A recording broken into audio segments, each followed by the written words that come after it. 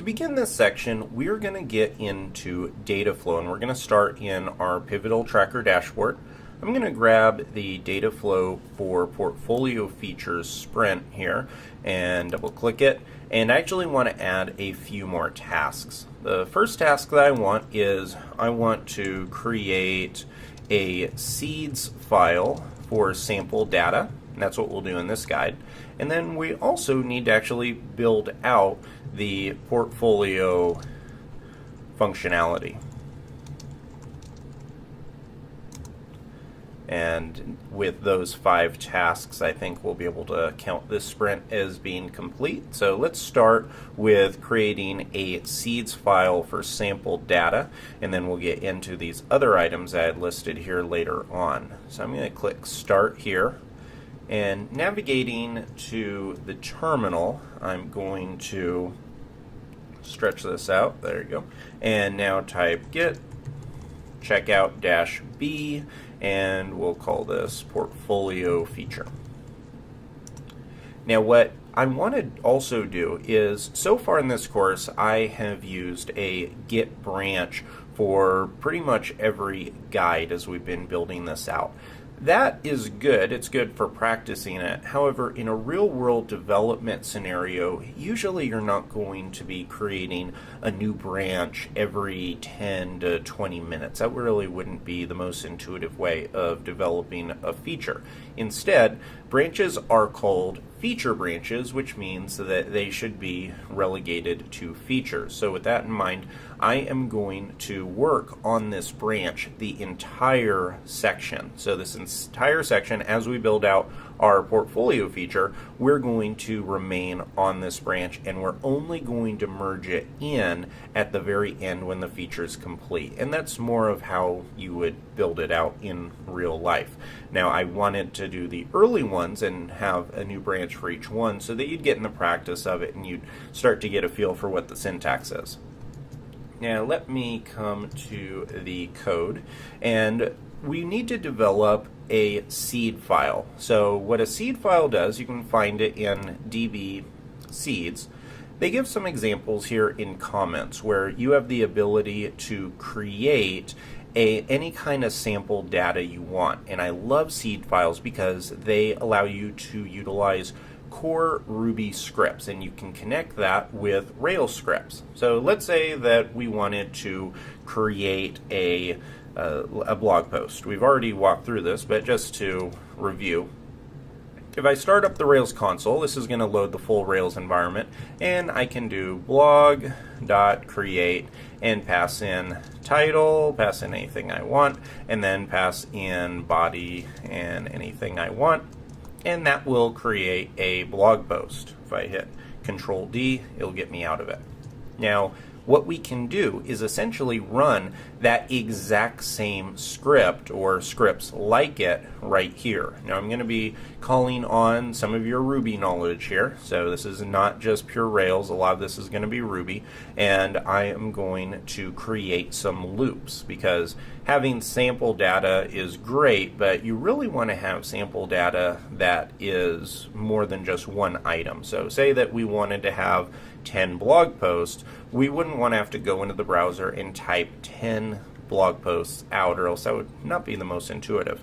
So what we can do is actually use Ruby to say 10 times do, and then we can say something like blog and create a block, and then this is going to run 10 times. So this is really a cool way of being able to do this. And I'm going to open up, I'm going to go to View and Layouts. I'm going to go for columns this time, and I'm going to open up our schema file here, and we're going to create sample data for blogs, portfolio items, and skills. So let's start off with blogs.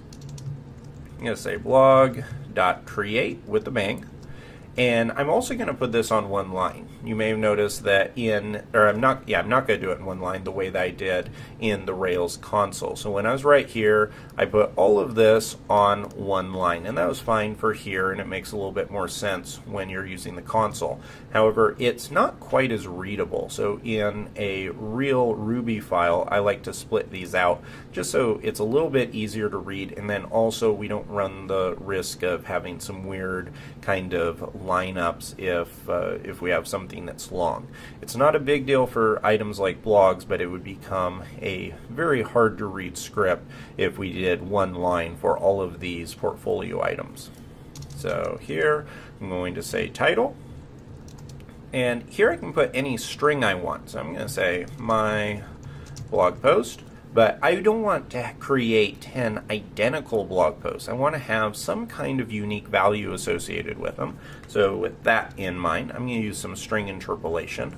And what this is going to do is it is going to take this block variable, and it doesn't have to be called blog. We could call this X, and it's just a variable. And what it represents and what it's going to stand for is every time that this loops, the times iterator creates a iterator variable or a block variable, and it is going to be set to whatever number is being looped. So the very first time that this happens, it's going to iterate, and blog's going to be 0 because it's computer science, and in computer science typically we start at 0, not 1.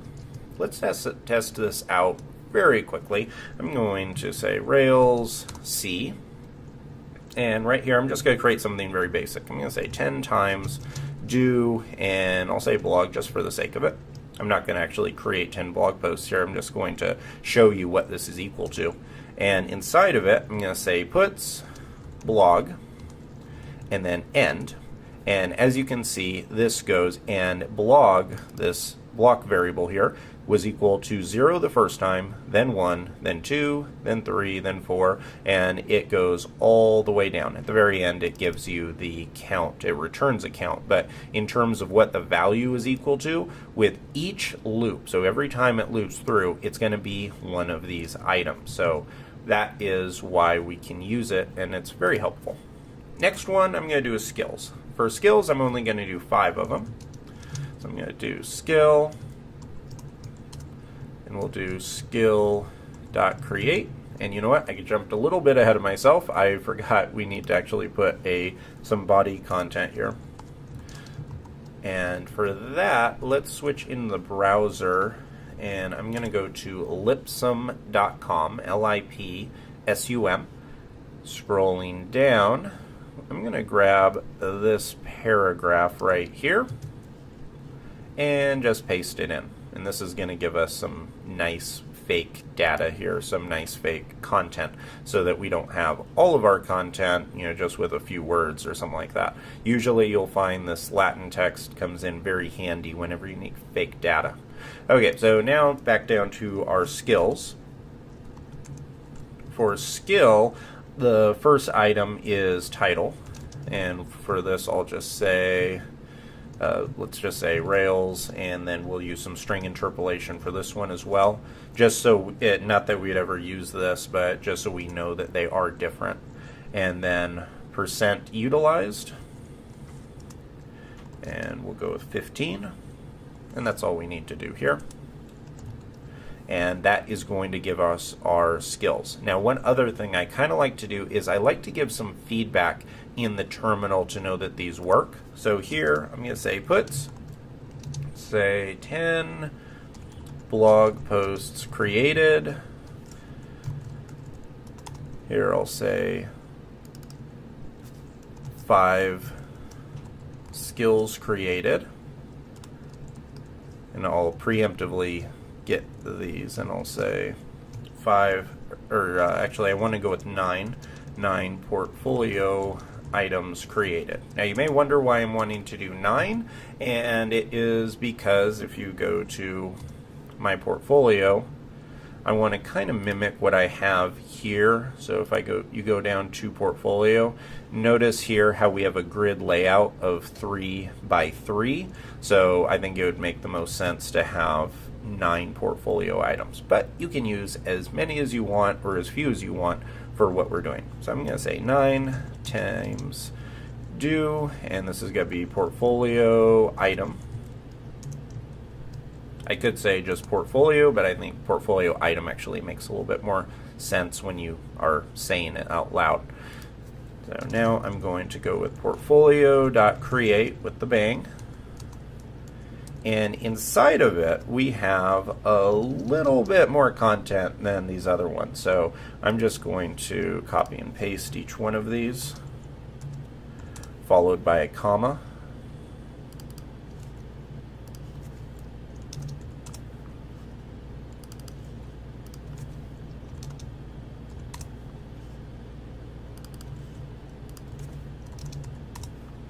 And the last one. So a few of these are pretty easy. So title is going to be pretty easy. I can just say something like portfolio title and then put some string interpolation, and this will have portfolio title 0, portfolio title 1, etc. Subtitle, I'm just going to go with something like my great service. So this is going to be identical for all 9 of them. For body, let's go grab some more Latin. A little bit shorter this time. I'm going to grab all this. Make sure it is in quotation marks. And one other little note, in case your Ruby is a little bit rusty, the double quotation marks are required if you want to do string interpolation like this. If I tried to do something like just a single apostrophe on both of these, this would not work. It wouldn't throw an error, but it would just print out code exactly like this. It wouldn't give you your 0, your 1. It wouldn't be dynamic. It would simply print out the brackets and the hash just like we had right there.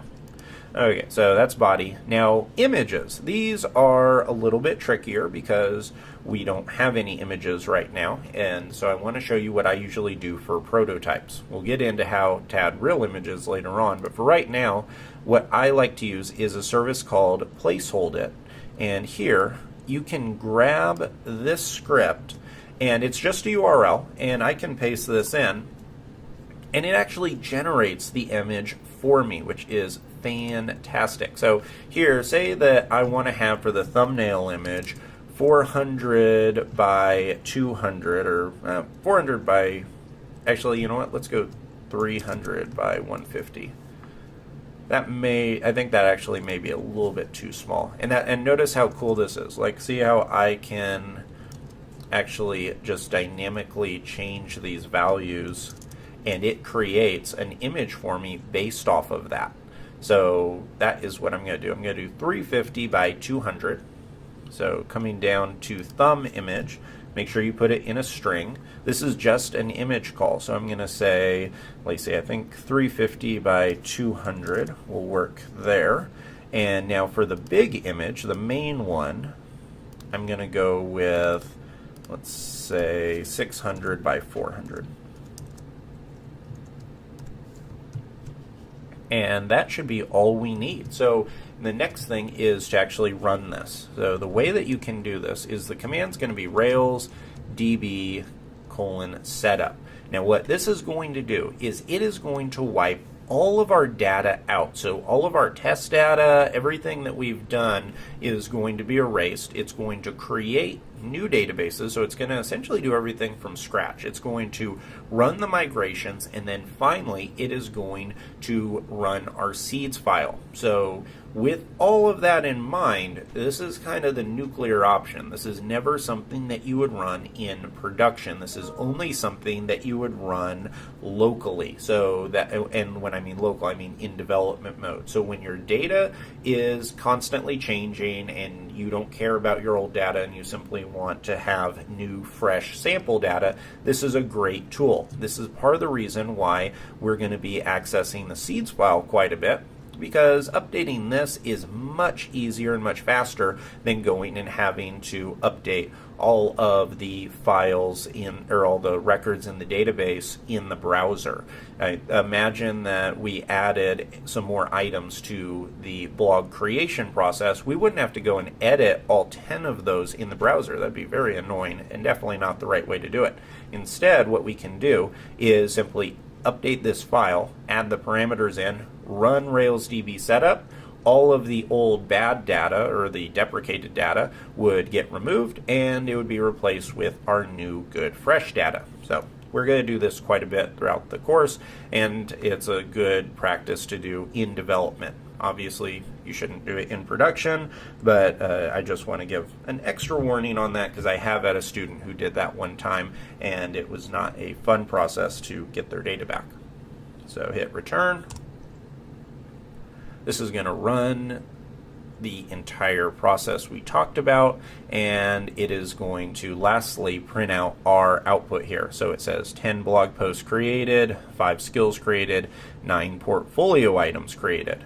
We can test this out a couple ways. I can type Rails C, and if I do just blog.count, it shows I have 10, skill.count shows I have 5, and portfolio.count shows I have 9. I could also do portfolio.last, and you can see that this has all of our data, including our image placeholder data. Additionally, I can run the Rails server, and if I open up this localhost 3000 pages home, you'll see that we have now our new blog data created from our sample file for blog posts and skills, and then eventually we'll add portfolio items, and here in this section we're going to do that, and we're also going to build it out so that we can do something like go to portfolios here, and it'll show all of the portfolios that we have in the database. So last thing here, last couple things, is let's run get status. You can see we only changed our seeds file, so I'm going to add that. I'm going to commit it and say created seeds file for sample data. I'm going to push this to the branch of portfolio feature. So now it'll be on GitHub. We're not going to merge it in though. We're going to keep on working on this branch for this entire section. And then lastly, we're going to be able to come in here and update our tasks. So we are now 1/5 of the way done. So great job if you followed along with that. You now know how to create sample data for your application.